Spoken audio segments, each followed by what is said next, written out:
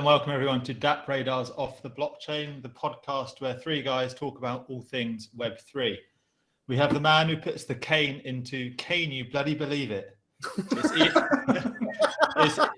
It's Ian Kane over in Lithuania. Say hello, Ian. Can you believe it that this English man lives in Lithuania? Yeah, well, that was a nice one, Charlie. I like that. That was good today. And also, get ready, player one, for DappRadar's very own in-house blockchain gaming expert. It's Robert Hogendorn. Say hello, whoop, whoop. Hey, everybody. I feel like I should have had some sort of like klaxon button for those intros. Yeah. Well, and like cheering people in the background, like as if there's an audience. Maybe some fans. You also have me, your host, Charlie Butler, and the more eagle-eyed viewers among you will realise that I'm sporting my own very DappRadar hoodie. So wow. I went to the post office this morning to pick it up. So thanks, Simona from DappRadar, for sending that over. Whether you're listening to us on Spotify or watching us on YouTube, we're glad to have you and welcome. So what we're going to be talking about today, right? We have the anticlimax over at Coinbase. Now, I personally thought that this would go really well for Coinbase, but it turns out that things have gone decidedly south for the centralized exchange's foray into NFT trading. Early days still, but we'll see what happens there. We also have news of the unfortunate Seth Green of Entourage and Family Guy fame. His Bored Ape was stolen in a hack, which is bad enough, but it was also the backbone for a new show that he has in production. And he no longer has the copyright for the Bored Ape, so the show has been shelved for now. So we'll be discussing what that means and the wider ramifications for NFTs and ownership. And we're also touching on a new concept called Soulbound. So it's a new idea that's looking to bring blockchain technology to areas of our lives that aren't based on speculation and finance. Vitalik is involved, so it's got some big names attached to it, and Rob's going to be telling us all about that. We've also got a thumbs up or thumbs down where Ian and Rob can give their hot takes on some smaller stories, and we'll be answering listeners' questions at the end of the show, so make sure you stay tuned for those. As always, as I say every week, if you've got any burning questions that you can't find a decent answer for, put them in the comments below or get in touch on socials and we'll get back to you. But first things first, Rob, how are you? What's the latest in the life of Hogendorn? Latest in the life of Hogendorn. Yeah, I'm doing fine, man. Like I'm going through the DappRadar office next week. Looking forward to that. Exciting. Yes. Finally meeting my colleagues after in person. 15 months of working. So that's nice. Sometimes you have those I kind of like Ian. I kind of expect him to be like the same size, the same height as me, but like to an extent, I wouldn't be surprised if he ends up like here, you know. but we'll see. Ian, what's good? I hear in the grapevine you're talking to a special guest later on today on your own show. Yeah, I'm all edgy today, Charlie. I've got a special guest coming onto the AMA later on Discord. It's not even a big deal. I'm just a bit like edgy because it's someone I like personally as a musician. So I'm sure it'll be great. So I'm really looking forward to that. That's going to be a cool show. I'm doing good this week, same as Rob. And I'm actually the same. Looking forward to meeting all these people next week that are coming over to Lithuania. So that's going to be super cool. And in the same way, I actually think Rob's about 7'5" in my imagination. So I'm going to see him and I'm going to look up. So it's going to be cool to actually meet people because people probably don't know that about us, that we all work together, but we haven't met some of us. So it's kind of strange, right? But I guess that's the thing about being a worldwide company, but also having just lived through a worldwide pandemic as well. Yeah, exactly. Two things at the same time. Right. Thank you very much. We're going to have a game of thumbs up or thumbs down now. The first one I'm going to chuck to you is Goblin Town. So it came from nowhere this week, without hype, without marketing, without a roadmap, no utilities. The developers are unknown, and they minted out their NFTs for free. And yet everyone's been talking about them online, and the NFTs are currently going for over half an ETH. So thumbs up or thumbs down on that project?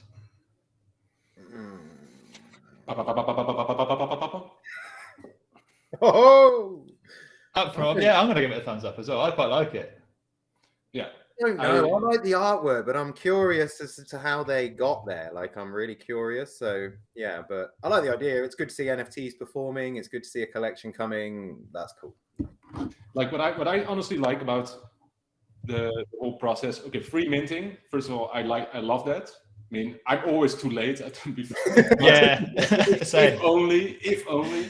But the thing is that there's no roadmap. There isn't anything, right? So the only thing you can do with this, like from a investment point of view, is hoping that somebody, or maybe yourself, create a universe around one of those characters. So I can, and then looping back a couple of months before, there was this loot NFT series where a couple of words on an NFT on an image determines the characteristics of that your specific loot layout. Yeah, those were also CC0. Help me out. Commons, something copyright commons. Creative Commons. Creative Commons, yeah. So you could use them for free and create your own business around it. Now, these goblins, you can also do that. So maybe, what I hope is that NFTs to an extent will compound, and like a person buying a goblin for Goblin Town and owning loot, combining that and creating a unique character, and maybe, I don't know, like a metaverse world, or I don't know, just thinking out of the box. Yeah. I mean, all I would quickly say is if you are planning on building a business or a concept around an NFT, keep it safe. But we'll talk about that a bit more later. Yeah. All right. BAYC, this is the second one. So would have 2 thumbs up and a sideways from Ian. Right. BAYC has started a dating app. And the only problem is the gender balance is quite one-sided. So thumbs up or thumbs down on male Bored Ape holders staying single. Loads of money and no companionship. Thumbs up from me. To be honest, no thumbs up or thumbs down, but yeah. Why not still make the app? I mean, like, why assume everybody is heterosexual? Yeah, good point. That's a good point. That is a good point. But okay, like, in general, like I think the idea a dating app around an NFT collection is silly at best. I mean, you have 20,000 NFTs. Okay, with Mutant Apes, you have 40,000 NFTs. So it's still weird though, isn't it? It's like saying because you like that, then you'll probably find someone else that you like because they also like this NFT. It's kind of weird, like maybe, but tentative. That's not necessarily true. To be honest, like it can create like a talking points, like a similar interests, blah blah blah. Sure, but it's yeah. I guess they just want more and more utility for that project, maybe. Yeah, pretty much. So yeah, that was quite a funny story I saw this week. And then also, we've got a third one. This is a bit of a personal one. Now, I've been staking FitFi on the Step app, which is a move to earn app, and I didn't win any loot box in the last snapshot. Now, there's only one right answer to this. Are you thumbs up or thumbs down on me not winning any loot boxes? Come on. In real, I feel sad for you. I feel sad for you. But I've doubled down. We've all been there. I've doubled down on the next snapshot, and I'm certain I'm going to win one. So yeah, but you know what's funny, Charlie? Everybody else also doubled down. Like percentage-wise, your chances won't increase that much. Do not say that.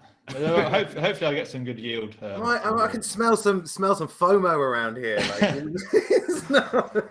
I don't care how much it costs me. I'm going to get a pair of those sneakers. All right. So all 3 thumbs down there. Thank you very much. All right. Wait a second. One question though. Yeah, go on. If you would buy sneakers now, how much would they cost? They're not available yet on secondary marketplaces. Oh, okay. Yeah, but it's going to be on Avalanche. Yeah, they're not available yet. I kind of want to get one before until they've set their own marketplace up. They're not going to release what you've got in your loot box. So when their marketplace is up and running, then you can open your loot box and see what you've got, because they want everyone to spend them or trade them on their marketplace, not on the other ones, which is fair enough. Yeah. Yep. All right. First topic. Let's move on to the Coinbase anti-climax. Ian, You're going to tell us about this.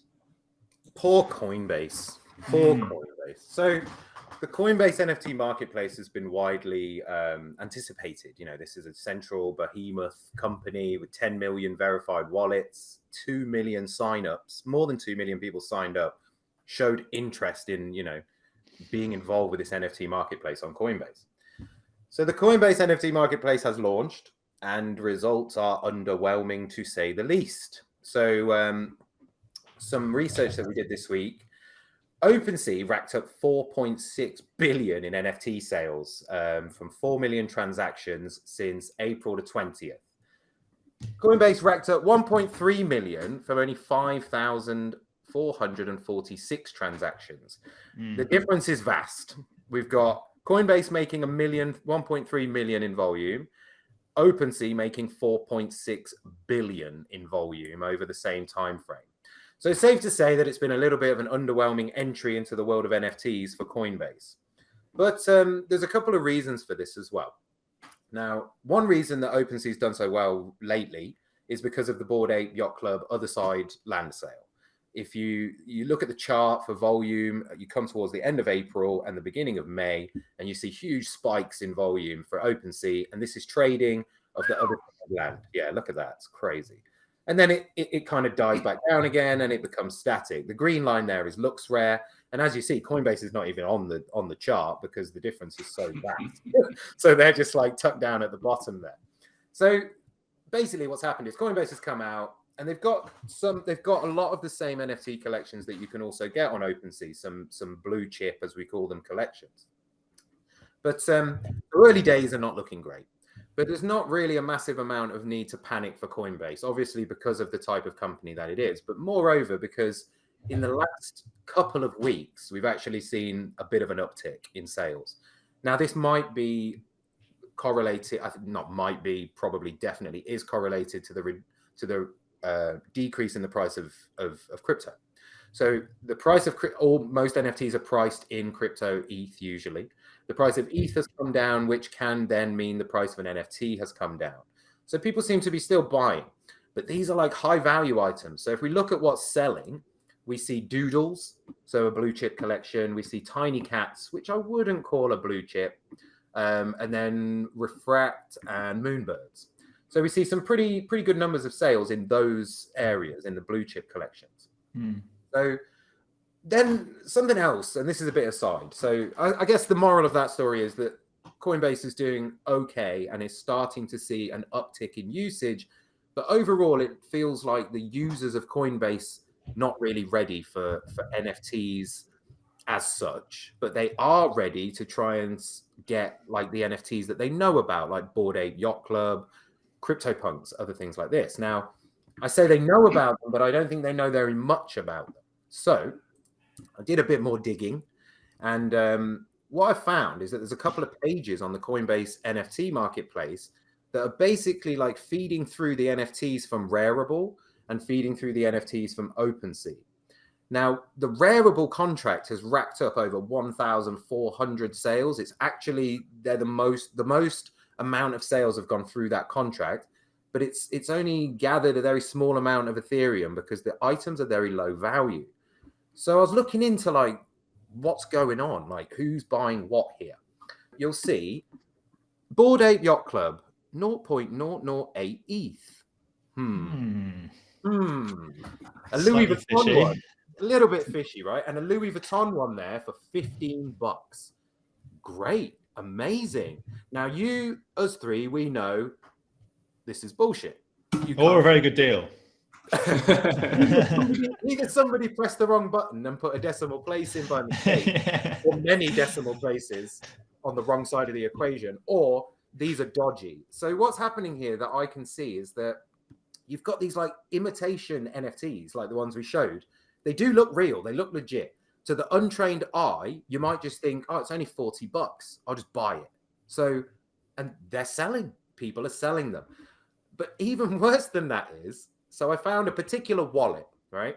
He's the top person. He's had the most amount of sales. And sorry, that means purchases and sales. So he's he's got 267 NFTs worth about 11,000 quid, and he's like the number one person for trades on Coinbase. But his wallet is packed with imitation NFTs, like variations of CryptoPunks. Like it looks the same, but it's got a slightly different name. So to the uneducated audience, they might be like, "Ooh, 20 quid, I'll take it." So basically what's going on is that people are being a little bit tricked on Coinbase, aping into projects that they think are the original legit ones, paying 40 quid for like a Gucci Bored Ape Yacht Club NFT, and then thinking they made it, but it's not real.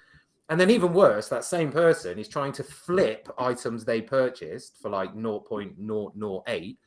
There's one here that they're trying to sell for 138 ETH, a noun bird, which, if I'm not mistaken, is worthless.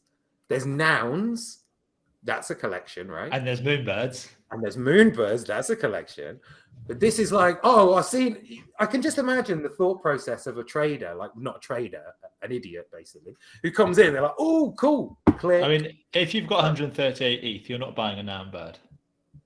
Let's face it. Yeah, no, I mean, if they sell one, that would be tragedy that this person has paid such a ridiculous amount. That's like 250 grand, right?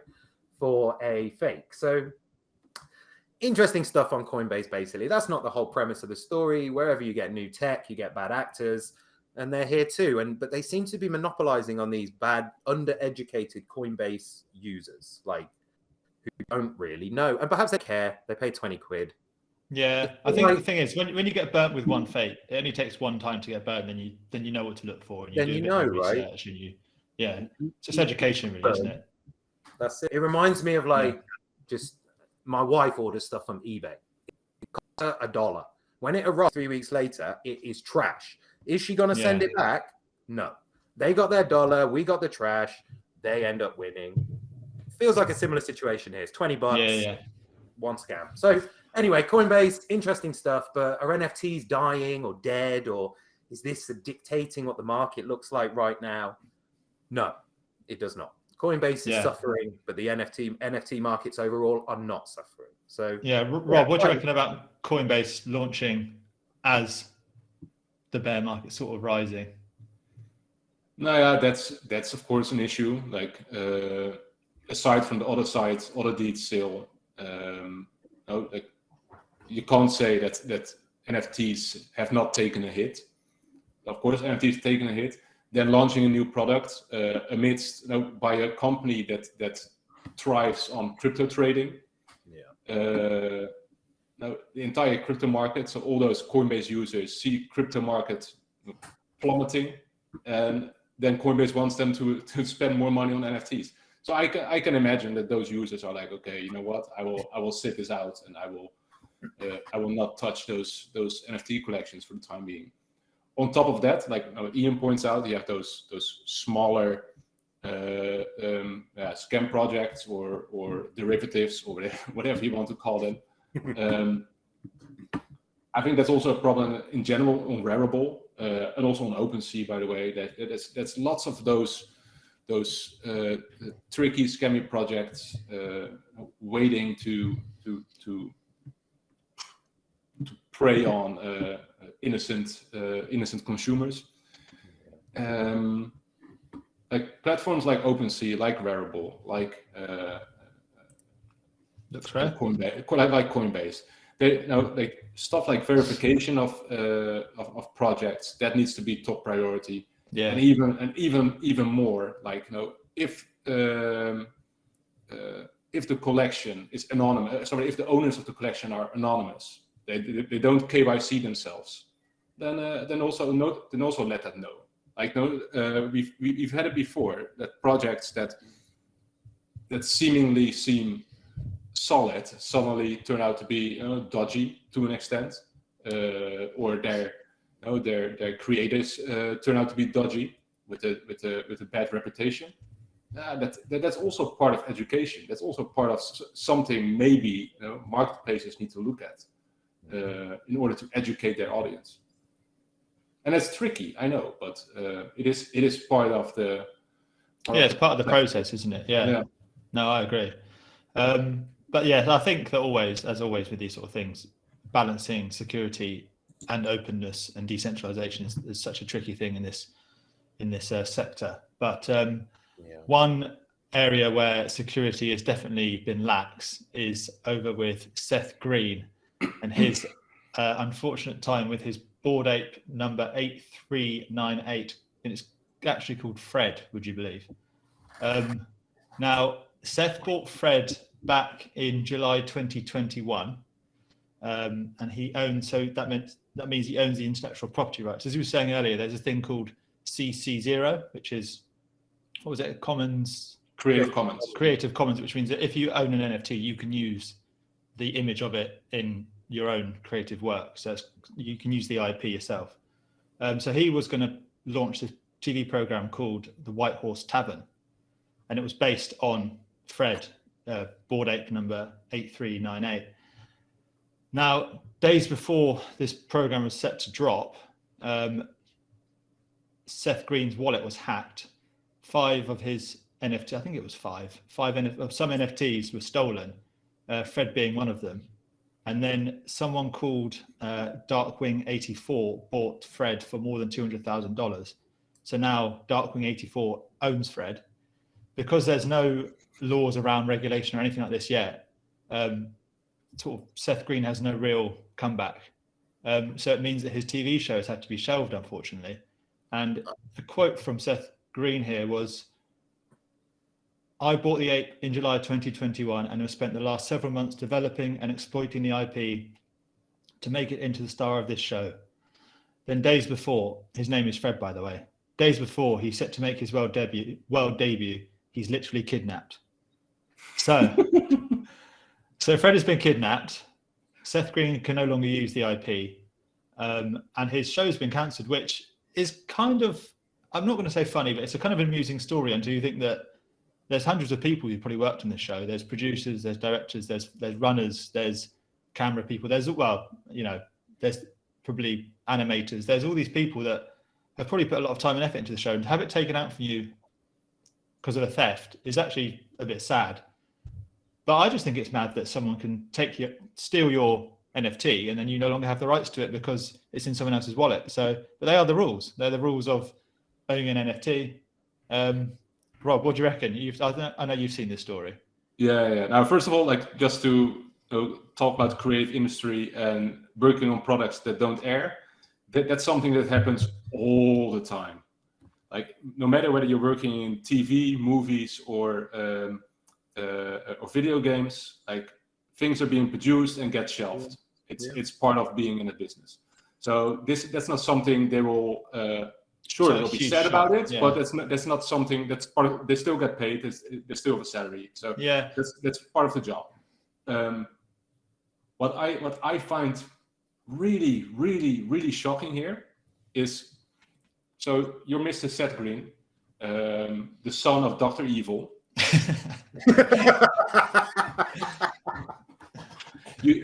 You should know better. No, really, like, your dad tried to take over the world, for God's sake. You should know better. No, but the thing is, like, so you build it. You're doing, like, literally, like, the 100% of your time is in developing White Horse Tavern. Yeah. And in that case, like, your most important asset is Fred.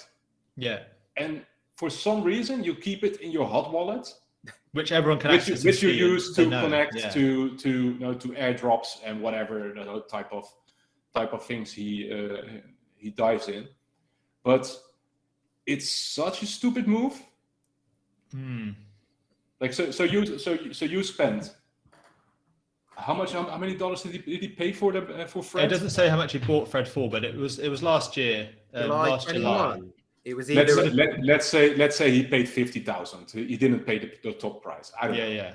But you spent a couple of $1,000s on buying Fred. Yeah. And you make him like the centerpiece of your world for the next year. Yeah. And you don't secure that stuff. That's ridiculous. That's convenient. Dumb. Well, yeah, I was going to say, Ian, you're the resident cynic. You've got some other. it just occurred to me though when you were, because we've spoken about this before the show and everything, obviously, but it only just occurred to me. One of the things, the first thing that occurred to me is that you said somebody's bought it, right? Seth's got fairly deep pockets. I'm sure he can buy that back from the man who bought it. And if that guy doesn't accept an offer from Seth, then that guy is probably pretty stupid. That's number one. Then number two, as you said, I'm highly conspiratorial. This is a marketing stunt. Another Seth Green show that could potentially flop. Alleged marketing stunt, we should say. An alleged marketing stunt. Because of what Rob's saying. It's too conveniently dumb. Nobody's that dumb. And if you are, you don't get Seth Green. Now, somebody overestimates humanity. No, do you know what? Yeah, no, I do. I'm saying that Seth Green as a person, I can expect not to be the most wallet-savvy human. Do I expect him to be doing all this on his own without an entourage of people? Yeah, and lawyers saying we need to secure this asset. Yeah. So I feel like now that I've sat and listened again and my mind had a chance to spin it round into my direction, that this could be a marketing stunt from them. Because look, this is worldwide media coverage of a potential thing that nobody would have cared about, really. Like, let's be real. It's just another Seth show. Like, so it could be the case. And that would be quite interesting, and I feel like we're going to see a lot more of this kind of stuff. And he was actually, that quote that I gave you, he was speaking to Gary Vee at the NFT Bros conference, VCon. So it's like, that's probably one of the most... What are you doing there, Seth? Like, you know about hot wallets, and something's fishy, man. Something's fishy. So, yeah, that's my thought. So apparently on May 24th, Green ran to Twitter to give Darkwing an ultimatum. Either they settle the copyright issue between dudes, or Green is taking him to court. But there are no rules around this. Like, he didn't do anything wrong. He bought it. He bought it. He didn't steal it. Yeah, so he didn't do any hacking. I guess, would we be too surprised if this came back into Seth's wallet in the next week or so, just in time for the launch of the show? And now we all know what White Horse Tavern's called as well. So exactly, I wouldn't have known about it before. Exactly, man. Very clever things happening here. So and to be honest, and apparently Gary Vee is in the know. I'm now quickly scrolling through the trailer. There's a character that looks awful lot like Steve Aoki. All right, okay. So maybe it's all the NFT bros are in there. Maybe this is like part of a marketing stunt. Of course it is. I also just like the idea that people are just not. That it could be the case that someone just didn't think about something properly. People just messing with that. People need to. I mean, we said we wanted to maybe make this into a bit of an educational piece because people need to be aware that these things can be stolen. You know, NFTs, they are non-fungible tokens. They can't be lied about, but it doesn't mean someone can't hack you. Yeah. So if you've got something valuable, put it on a cold wallet, put it on hardware, put it somewhere in a wallet that other people don't. I don't know. Be careful. Put it into a wallet that you don't connect to the internet. Yeah. Because these things, and now if you get a Bored Ape stolen from you, that's 200 grand. Down the Swanee. Even at the least, if you have like a hot wallet, maybe a daily task wallet, or like a few other things, it's not hard to stay on top of 3 wallets, but it makes a lot of sense when stuff like this happens. Like, can you get a MetaMask wallet? Can you have a wallet, but then on your phone, but then not connected to the internet, or is it always? Of course. So no, not on your phone. No, not a cold storage on your phone. No. Yeah. No, okay. Cold storage can literally be a piece of paper. Like, as long as you have the public wallet address and the private code, the private key. Yeah. Then you have a wallet. You don't have to put it in. You don't have to connect it to software, to MetaMask, Wallet Connect, or anything along those lines. On the wallet thing as well, we were having a joke about this with some friends recently, that one guy's house burnt down. And obviously that wasn't the joke, that wasn't funny. But within his house was his private key and all his information on paper. And it's all gone. So now what he's doing is he's using a Dremel and a piece of steel plating, and he's got it mounted on the wall behind him. So it's metal, so even if there's a fire, it will survive. Oh, really? Think about but But he puts it on the wall behind him. So when he's on the webcam, when you're stealing, come into my house, take all my private keys. To him, somebody runs away with it. Yeah, I mean, if he does a Zoom call and somebody's clever, then yeah. So, I mean, it's good practice to have, I think, your private key in various locations. Maybe have them, at someone else's house, maybe, but don't tell them it's there. Yeah, they always say like, no, put it in a safe, get a deposit box, that kind of stuff. Yeah, I'm not going to say that's a bad idea. Like, I should also be more like what you said, Ian. Like, your house burns down, or earthquake, or whatever. Yeah, extreme circumstances. We were excluded, right? We're not. But they can happen. Yeah, definitely. Something to think about for everybody. Something to think about, and give some serious thought to, and then just make some. Just even if you just have a couple of wallets, and you can have that in MetaMask or other applications. You can have 3 wallets in the same thing, switch between. Like we have one for work, whatever. Definitely. All right. Thank you, Seth Green, for making us think about these type of things. Yes. Be safe. Right. So from a potentially quite cynical story and a cynical marketing ploy to something that's a bit more wholesome, we're going to be talking about Soulbound tokens. Now, it's a new concept. It's from Vitalik Buterin and his friends. Ian, talk us through Soulbound tokens and what they mean. Oh my gosh. No, sorry, not Ian. Not for me. Robert needs to come. The only thing I was going to say was, is it a new idea, or is it actually an older idea that's just getting some resurfacing? So it's an older idea that's resurfacing. Okay, cool. It's a topic like he already wrote a paper like months ago, and before that time the idea has been circulating as well. It's just let's put it like that. Like the moment Vitalik Buterin puts an idea on paper, it gets attention, and right now they put a name around it, Soulbound tokens. So that's super interesting. Just quickly, Rob, sorry to interrupt. For anyone who doesn't know, this is the guy who invented Ethereum. So So it's quite a big deal. Vitalik Buterin is the inventor of Ethereum, one of the founders, and still a very big shot in the all-round clever guy. Yeah, he is kind of a big deal. He's kind of a big deal. Yeah. And so like years ago, like first some backstory. Like he invented Ethereum. He started thinking about Ethereum after his World of Warcraft character got nerfed by Blizzard. Love that story. Yes, I love that. I love that too. So he was angry. He was like, I hate it when centralized companies what happened? Mess with my characters. I should own my digital items. And that's when he. Is that what he sounds like? Is that? He probably talks a bit more sophisticated than I do. But that's when he came up with Ethereum. Now, fast forward, he introduces Soulbound tokens. I will get to what they are, but I find the link with World of Warcraft so funny. Because in World of Warcraft, you have soulbound items. All the weapons and herbs and whatever you find with your character in World of Warcraft, you can trade on the marketplace. But soulbound items you can't trade. They are yours to own and yours to destroy, but that's it. You can't do anything else. So the term soulbound, even though not unique, again has its link with World of Warcraft, which, considering it's Vitalik Buterin and the origin story of Ethereum, I find that quite funny. Now, so what is a soulbound token?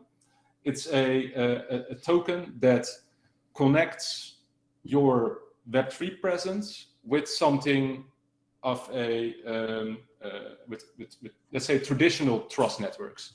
So that means you can have the Soulbound token is an NFT that connects to your medical data or to your identity data or your diploma or your car ownership. Yeah. Like a login kind of thing, like a kind of your NFT acts as your like membership, not membership. Yes, it can be membership. Yeah. It can be. Yeah. I mean, like a digital passport for life almost, but instead of having loads of, I guess, different things in different places, different bits of paper. Yeah. Like the way they present it is that a government or an institution or a company or you as a friend issue an NFT, and that NFT is a Soulbound token, and the holder of that particular token has something there's a connection there. And what that connection means, of course, in the case of the government, it can be a passport, a driver's license, house ownership. In the case of a bank, it can mean that you are eligible for loans. You can loan up to $10,000. You can loan up to $100,000, whatever the bank says that you're credible for. It's like a credit score, like a universal credit score for all application, like for everything. Yeah, it can be. Yeah. And that's super interesting, because suddenly, like Ethereum or NFTs, in this case Soulbound tokens, get utility inside the real world. And I now approach it very much from a government institutional point of view, but on a technical level, like I can make a Soulbound token, give it to my friends, and say, okay, only people who have my Soulbound token can go to my parties this year.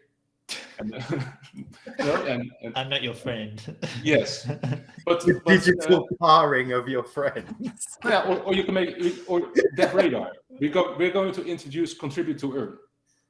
People who are consistently participating in our ecosystem, who consistently flag scam tokens, build extensions, maybe even build browser extensions or whatever. Anybody who does something consistently can potentially then get a Soulbound token, SBT, from us. And it's what it eventually means. Yeah, that depends on the connection. Like, so it's very much similar to a Pope from that perspective. Right now, a Pope, there's an online event, you get a Pope. People are like, oh, I've been to this and that event. Look, this is the Pope I got. And that's all you can do with it. But SBT takes that to an extra level, because it can tie to data. So it can tie, to memberships, to passports, to driver's license, to credit scores, all that kind of stuff. So Vitalik has been writing about it. I find it super interesting. What I found, so I was reading the abstract recently, and I saw the first line from it is, Web3 today centers around expressing transferable financialized assets rather than encoding social relationships of trust. And I thought it's quite a nice idea that he's trying to move stuff away from just being speculative financial instruments to something that's actually got real world use. It isn't just about money, it's about people, which is quite nice in the quite sometimes cynical world of Web3 where people are out to make a buck. It's nice that he's trying to think of something that's for society and people. Like it is super interesting. Like it also comes with other tricky parts, right? I mean, imagine and the fact that we can think of this kind of stuff also means it will happen. No, I have let's say because I have a certain Soulbound token, I'm not allowed to go into the country or get medical care at a certain organization, or get a mortgage. Or get a mortgage. Yeah. And of course, you can only get a mortgage when you're good for the money, right? So that to an extent that makes sense. But when things get political, it becomes a bit more scary. So you have a wallet with a let's make it a bit into the current times with a Russian passport on it. There's no way, even though you're good for it, there's no way you can get anything in the United States or the EU.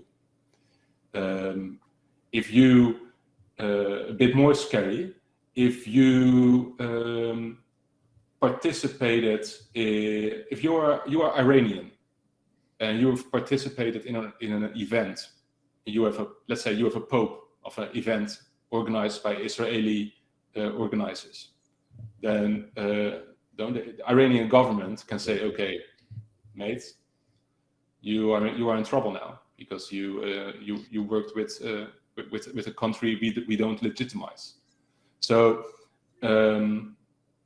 Yeah, there are some tricky things there, and I still have some question marks. Like so, do I get one wallet with all my SBTs in it, or can I have multiple wallets? So I can have like a wallet for banking and a wallet for medical. I honestly don't know, but yeah. So what we're saying is it's a tool that could be used for good or for power for bad reasons. We all know how good the world is in general, and that I'm sure that authorities will use it for all of our goods. Yeah, it's good. It's good for inclusion, but it's also good for exclusion, right? And what Web3 in general does is making people participate, but the old school, the old guard, they have their own ways of utilizing technology for their own benefit. Yeah, they do. All right. So on that lovely thought of the future uses of power for people already in power, we'll leave it there and we'll move on to some questions from DappRadar's community. So we've got one question here that I want to spend a little bit of time on it, and the question was: does DappRadar have a premium service? The answer is yes, we do. It's called the Pro service, or Pro, DappRadar Pro.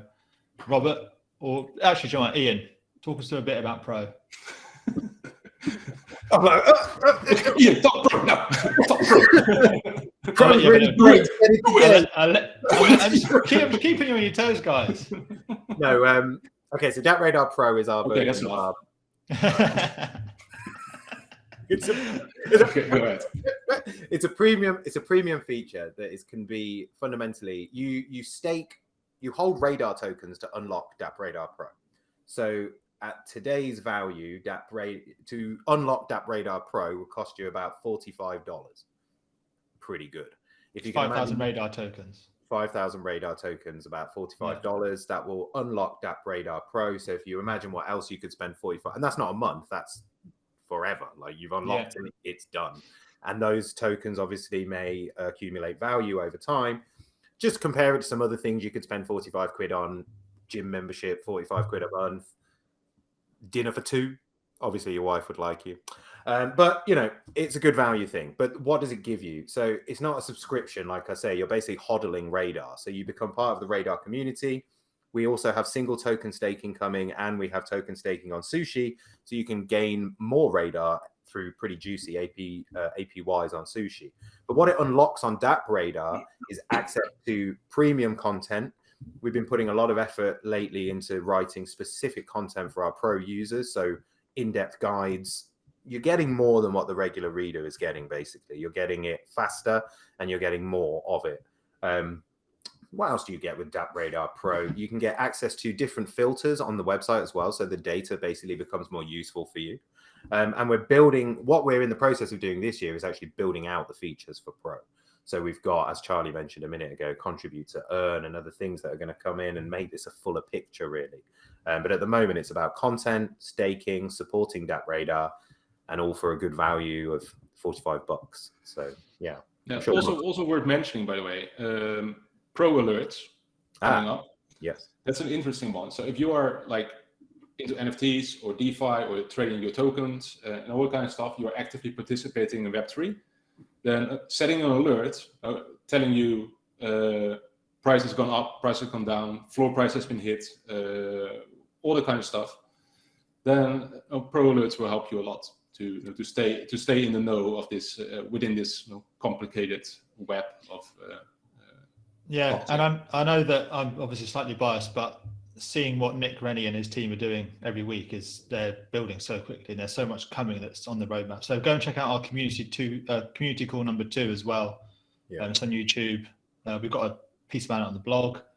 But yeah, we're building so quickly that it's kind of worth getting Pro now, because there's going to be so many features on it that you can use. For NFTs.